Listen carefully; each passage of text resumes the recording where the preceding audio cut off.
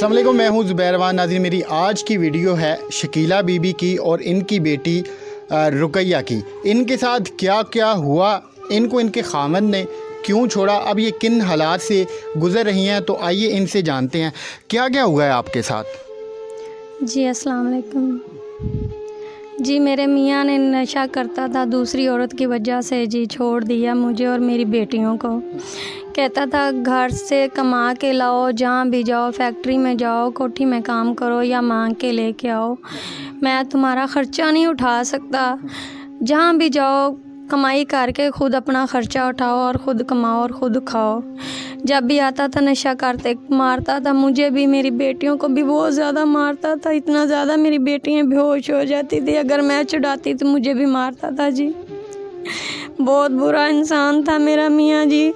उसने मुझे छोड़ दिया, कहता है जाओ, मैंने तुम्हें तलाक दी, तलाक दी, तलाक दी।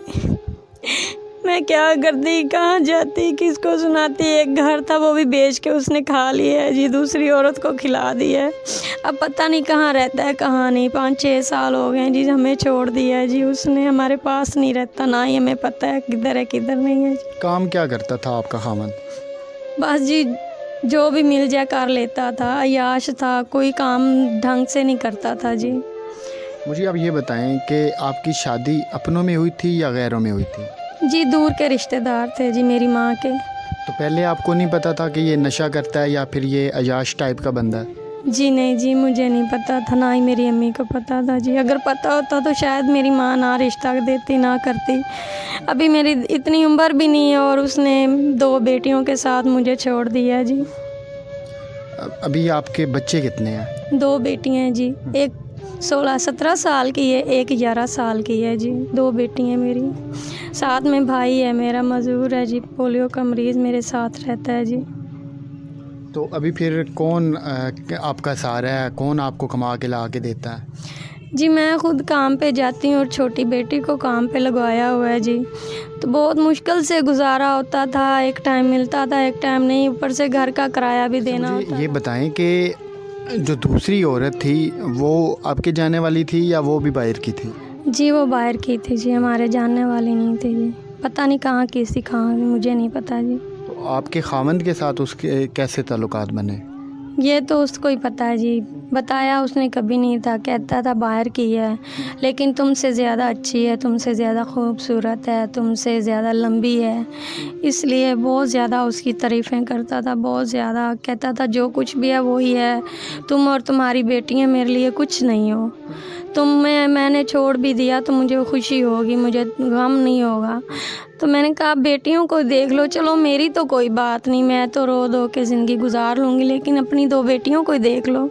कहता था नहीं, तुम्हारे साथ तुम्हारी बेटियाँ भी जाएंगी, जैसी तुम हो वैसी तुम्हारी बेटियाँ, मुझे वो भी नहीं अच्छी लगती, नहीं पसंद करता मैं उनको। घर बेच के दूसरी औरत को खिला दिया जी, मुझे कुछ भी नहीं दिया, ना मेरी बेटियों को कुछ दिया है जी। बेटा मुझे आप ये बताओ कि आपको अपने अब्बू को याद आती है? आपने नहीं रोका अपने अब्बू को कि आप क्यों जा रहे हो दूसरी औरत के पास या फिर क्यों छोड़ रहे हो हमें? जी अब्बू ने कहा कि तुम्हारी अम्मी जहाँ रहेगी वहाँ तुम रहोगे। अब्बू ने ऐसे कहा, मम्मा को मारता था, हम आगे से रोकती थी तो हमें भी मारता था। मैं और मेरी छोटी बहना हम बेहोश हो जाती थी, अम्मी फिर हमें बहुत मुश्किल से होश में लाती थी। अब्बू बहुत बुरे थे जी। अभी आप उस बंदे के बगैर खुश हैं? जी हमें मार पिटाई तो नहीं ना होती, अम्मी के साथ हम ठीक हैं जी। आपको नहीं ख्याल आया दूसरी शादी करने का? जी आया तो था, लेकिन डरती हूँ, कहती हूँ जैसा मेरा मियाँ था वैसा ना मुझे कोई मिल जाए। मैं तो पहले ही बहुत दुखी हूँ, खाने को कुछ नहीं, कमाने वाला कोई नहीं, भाई है वो भी मज़दूर है, मैं और मेरी छोटी बेटी कमा के लाती हैं, लेकिन गुजारा नहीं होता जी। इसलिए मजबूरी के तहत बेटा आपको बुलाया है। अल्लाह पाक आपकी ज़िंदगी करे, बहुत मिन्नतें करके जी अल्लाह पाक को नाम आपको डाला है, नबी के सदके करके आपको बुलाया है कि थोड़ी सी हमारी मदद करवा दें। अल्लाह पाक करम करेगा, इंशाल्लाह आपके हालात बदलेंगे। मुझे अब ये बताएं कि जो आपके भाई माजूर हैं वो अब किधर हैं? जी वो फैसलाबाद गए हैं दवाई अपनी लेने जी। तो आप ये वीडियो बनवा रही हैं, आपके भाई को तो नहीं कोई एतराज़ होगा या किसी और आपके रिश्तेदार को? जी नहीं, मेरे भाई को पता है, मैंने उनको कॉल करके बताया है, उन्होंने कहा बहना बनवा लो। अगर वो होता तो और अच्छा था। आज ही हो गया है जी, मुझे नहीं पता था, अगर होता तो और अच्छा था, साथ में हमारे बैठ जाता जी। अब अगर कोई आपसे शादी करना चाहे तो आप उससे शादी कर लेंगी? जी अगर कोई अच्छा मिल जाए जी, मेरा और मेरी बेटियों का और मेरे भाई का सहारा बने तो ज़रूर करूँगी जी। आपकी एज कितनी है और आपकी बेटी की एज कितनी है? जी मेरी 35 साल एज है, बेटी मेरी 17 साल की है जी, छोटी बेटी 11 साल की है। अभी आपने बेटी की भी शादी करनी है? जी भाई, बेटी की भी शादी करनी है और अब मुझे भी अगर कोई अच्छा मिला तो ज़रूर करूँगी जी। मतलब अच्छा कैसा होना चाहिए? उसके पास पैसे बहुत ज़्यादा हों, उसका अपना घर हो? जी अच्छा, जॉब अच्छी हो, अपना घर हो, मेरा और मेरी बेटियों का मुझे हमें सहारा दे, मेरे भाई को सहारा दे, घर में बैठ के हमें ख़र्चा दे, तो मैं ज़रूर शादी कर लूँगी जी। अभी ये जिस घर में आप हैं ये आपका अपना घर है या किराए का? जी नहीं बेटा, ये किराए का घर है जी। कितना किराया इसका देती हैं? इसका 5,000 रुपये है जी। तो वो जो आप का घर में काम करती हैं उससे पूरा कर रही हैं? जी बेटा।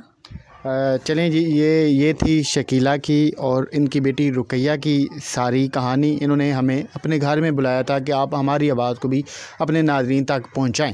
अगर कोई इनसे शादी का ख्वाहिशमंद है तो इनके जो कवाइफ हैं वो हम डिस्क्रिप्शन में दे रहे हैं, आप इनसे रब्ता करें। ये यहाँ लाहौर में रहती हैं।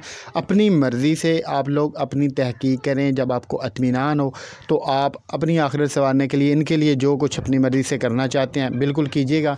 इन्होंने हमें बुलाया था, ये हमारा फ़र्ज़ बनता था कि हम इनकी आवाज़ आप तक पहुँचाएँ। अब जो आपका फ़र्ज़ है वो आप लोग बेहतर जानते हैं। मिलते हैं किसी और वीडियो में, तब तक अपनी दुआ में इनको याद रखिएगा। अल्लाह हाफ़िज़।